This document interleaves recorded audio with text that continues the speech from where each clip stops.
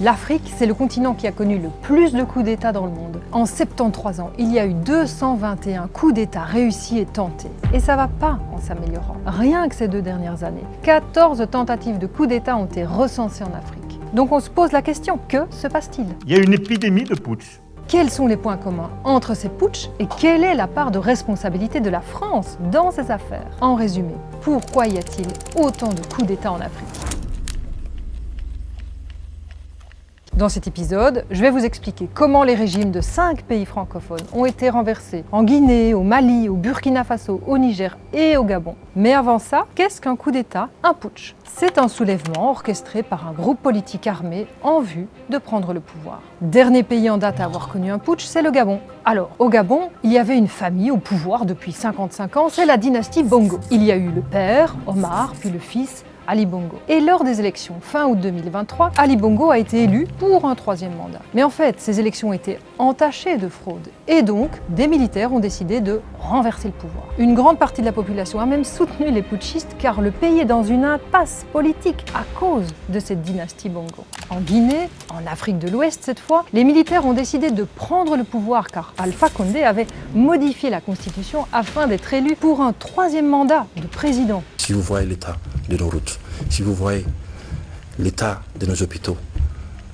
vous vous rendez compte qu'après 62 ans, qu'il est temps pour nous de se réveiller. Il faut qu'on se réveille. Donc ici, avec la Guinée et le Gabon, on était dans 2 cas particuliers de présidents voulant garder le pouvoir. On va maintenant du côté du Niger, du Mali et du Burkina Faso. Ces pays du Sahel ont un point commun, ils font face à une montée croissante du djihadisme. Au Mali d'abord, une junte militaire a pris le pouvoir dans un contexte sécuritaire compliqué avec la montée en puissance de groupes islamistes. Et les militaires ont jugé qu'ils étaient en fait les seuls à pouvoir mettre fin à l'activité de ces groupes et assurer l'intégrité territoriale du pays.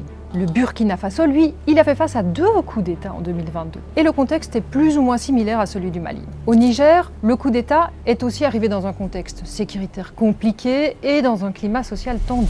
Donc on a 3 pays du Sahel, 3 situations spécifiques, mais avec de nombreuses similitudes. Et à chaque fois, c'est un cocktail explosif qui a mené à ces coups d'État. 1. Les putschistes et les populations qui les soutiennent rejettent les régimes en place, qui sont considérés comme corrompus et inefficaces. 2. Ensuite, les populations ne veulent plus de ces régimes qu'elles estiment trop liés à l'ancienne puissance coloniale française. Il faut dire que la période coloniale reste une humiliation et un traumatisme pour beaucoup. 3. Ensuite, de nombreux Africains considèrent qu'aujourd'hui encore, la France est trop présente dans leur pays, notamment via les bases militaires et les entreprises françaises, sans compter le ton parfois paternaliste adopté par les chefs d'État français. Regardez-nous autrement et non pas toujours avec un regard paternaliste, avec l'idée de toujours savoir ce qu'il faut pour nous.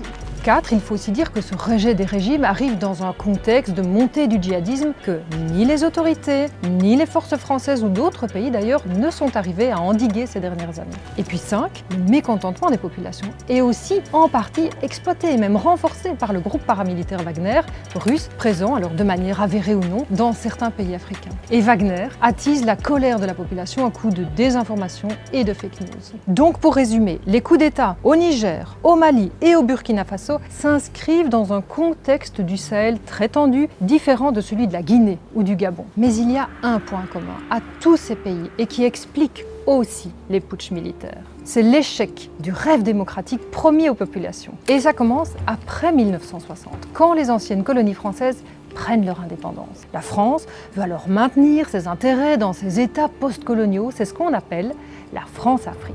Elle soutient la mise en place de régimes autoritaires avec cette façade de démocratie.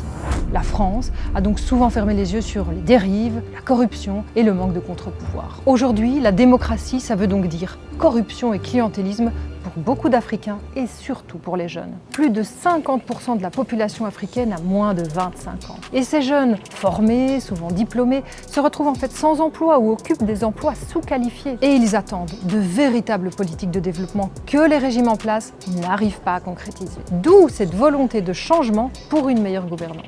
Et les militaires, eh bien, ils apparaissent comme les seuls pouvant vraiment retourner la table. Mais l'avenir dira si ces militaires pourront vraiment répondre aux aspirations des populations ou s'ils auront tendance à s'accaparer le pouvoir sans apporter de changement.